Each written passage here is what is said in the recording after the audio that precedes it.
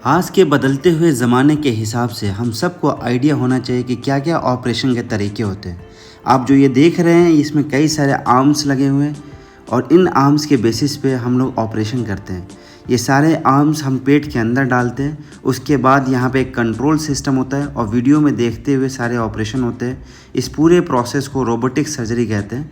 यहाँ हम लोग बैठते हैं और आप कितना भी दूर रहें, इवन आप अगर मुंबई में हैं और आपको साउथ इंडिया में अगर चेन्नई में ऑपरेशन करना हो या कहीं पे भी रहें, तो आप इसके ये आर्म वहाँ पे पेशेंट पर लगा दें और कंट्रोल सेंटर अपने पास रखें, आप सारे ऑपरेशन कर सकते हैं। ये एक नया मेथड से आजकल के आने वाले ज़माने के हिसाब से देखा जाए तो सबसे बेस्ट मेथड होगा, क्योंकि इसमें जो चीरा बहुत छोटा लगता है। ऑपरेशन के टाइम पे जो आपका जो प्रिसीजन होता है, मतलब कि कहीं पे भी कोई गलती होने की संभावना कम होती है।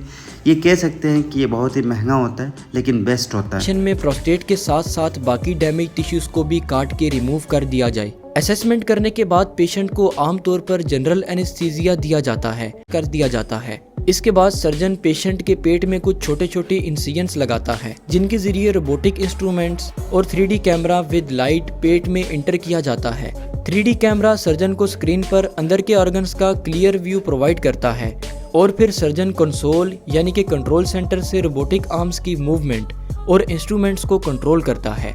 रोबोटिक आर्म्स पर लगे हुए इंस्ट्रूमेंट्स सर्जन की इंस्ट्रक्शंस पर प्रोस्टेट ग्लैंड को काट देते हैं और फिर किसी एक इंसिजन से प्रोस्टेट ग्लैंड को खींचकर बाहर निकाला जाता है।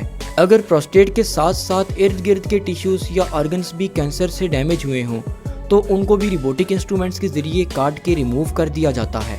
प्रोस्टेट को रिमूव करने के बाद यूरिथ्रा और ब्लीडर को कनेक्ट करके स्टिचेस लगाई जाती हैं और फिर रोबोटिक आर्म्स को बाहर निकालकर स्किन में मौजूद इंसिजन्स को भी स्टिचेस की मदद से बंद कर दिया जाता है।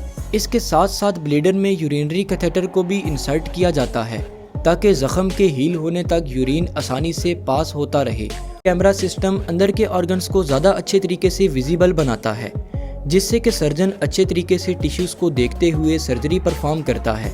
इसके साथ साथ छोटे इंसिजन्स लगे होने की वजह से ब्लड लॉस कम होता है